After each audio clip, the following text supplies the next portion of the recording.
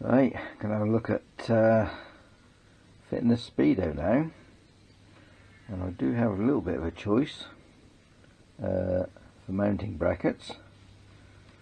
This is the standard A50 bracket, which is offset to one side.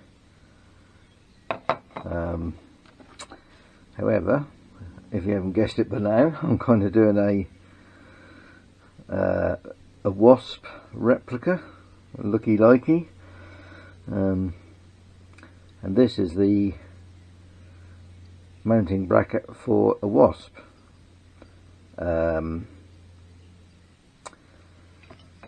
Well, yeah, I don't think it's actually for the Speedo. I think it's the wasp proper would only have a rev counter, a tacho,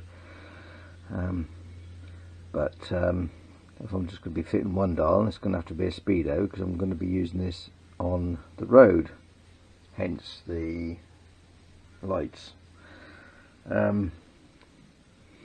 Yeah, so a little bit of a choice. I suppose the only thing is, the advantage with this one is that I can actually see the main beam indicator on the headlight that I've fitted, whereas with this one it will actually block it. But I think it does look slightly better with this one, so I think that's probably what I'm going to go with. This is actually new, well, supposed to be new old stock. It might just need, I'll give it a clean up. It might just need a lick of paint, but although most of it you won't really see. Yeah, right, and the other problem is this Speedo is a replica, which is not really meant to be sat in a rubber. I could just fit it in there like that, but it doesn't really look right because you've got all this extra around the edge. So it really would look better. I haven't actually tried. I don't actually know which way this is supposed to go. Perhaps I'm meant to go that way round. Yeah, that's more like it. Yeah, so as you can see with the rubber, kind of fills the space properly. Whereas this one, you end up with seeing these open bits either side. So it really needs to go in the rubber to look right. Problem being, as this is a replica one, that it is slightly deeper than it should be. I think how these are supposed to fit in, ones I've seen anyway, this chrome bezel actually fits more or less flush with the top of that rubber. Right, okay, you look at it like that, you think, yeah, it'll go in, but actually this base is quite thick. That shows up there. It's actually quite deep. Yes, about 10 mil.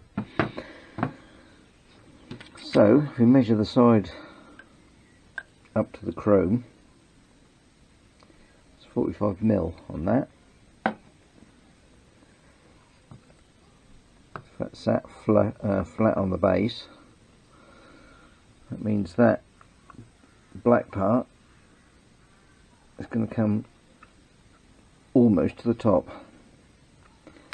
So this chrome part is going to sit proud of the rubber, which I don't know, I have seen them on other bikes like that. They kind of look okay, but what I'd really rather do, and in fact you can actually see there's a little ledge there that is meant to be the base of that, I believe. So what I'm thinking is, can I shave some off the inside of here so it will actually sit lower. That's the plan. Don't quite know how I'm going to do that, if that's even possible, but I'm going to have to give it a go anyway. So I think possibly, I don't know if whether milling cutter would cut into this, or it's probably whether it would make the whole thing blunt, I don't know. Anyway, I'm going to see what I can do about reducing this height. That is the plan. Well, that was quite interesting. I did sort of cut it, but let's see that in there. There is actually, I think it's steel, either steel or aluminium plate in there, which must separate these two, looks like embedded in this rubber. So if there's a seam there, I can get in with the Stanley blade. That would actually be much easier than trying to mill it out. This blade is a bit blunt. If I get a sharper one, I won't be able to actually just cut this top layer away. What I really want to do is get in that way. If I can break the seal, break the edge, I can probably peel it all away. So I think that is going to be what I'm going to try now. I'll get the camera out of the way, we'll have a little go at that. Well, that went better than expected. I can't believe I was probably only a couple of thou off that steel plate when I got the milling cutter in there. You can see the bit I've done. But yeah, I've actually managed to remove that top layer with the help of a wood chisel, a very sharp wood chisel, and the Stanley blade. But actually that worked better than the Stanley. So I've scraped most of that out of there. There's a few odd little whiskers, which I don't think will matter. So I've got to get that in there, which is a little bit difficult because I can't see that actually can actually remove that. I don't want to pull it too hard, but it doesn't pull off easy anyway, so I've got to kind of manipulate that in there, get that fitted. And the only other thing is, normally this would be fitted, there's 4 holes there, 4 holes,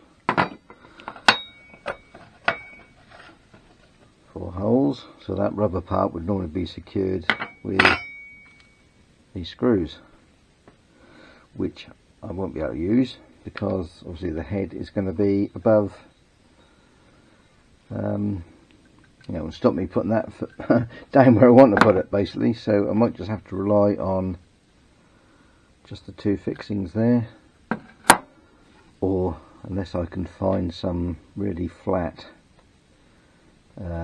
maybe even countersink. I've probably got some little countersink screws. I could use countersink screws to fit that.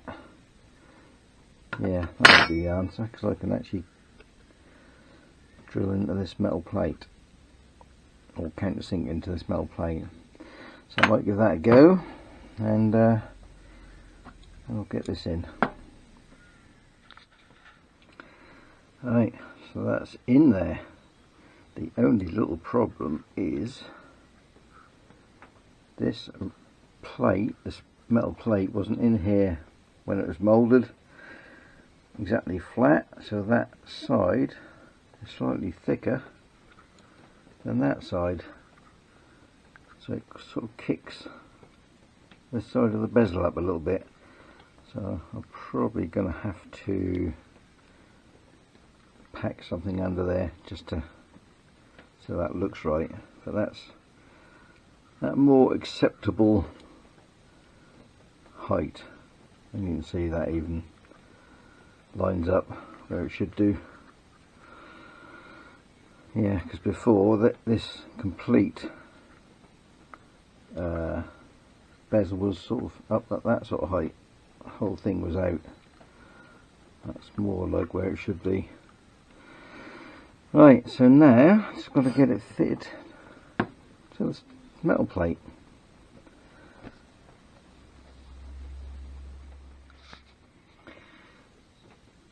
I think that is about as best as I'm going to get that. Still fractionally higher this side. At, I don't know, maybe a couple of mil.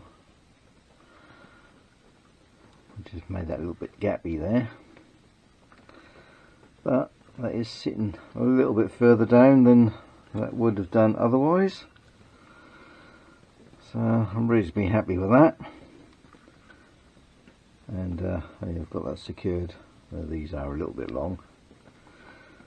I have to grind the ends off them. They are stainless, so I can just nip the ends off. And there weren't quite enough thread to get a spring washer under there, so I've just used some thread lock on those nuts. That is ready to go on now, apart from a couple of little bits of, I've got some black touch up. I think I'll just go with those bits. This is the original finish on here, so don't really want to repaint it. Right, so next thing will be fitting that on the bike. Right, I think that is a success. Bolts on there. These are a little bit long. Let's trim them back. Light is plugged in, or the bulb. I'm just got to hope we get enough. I think that should be okay when the cable comes round there. But that should be Speedo completed.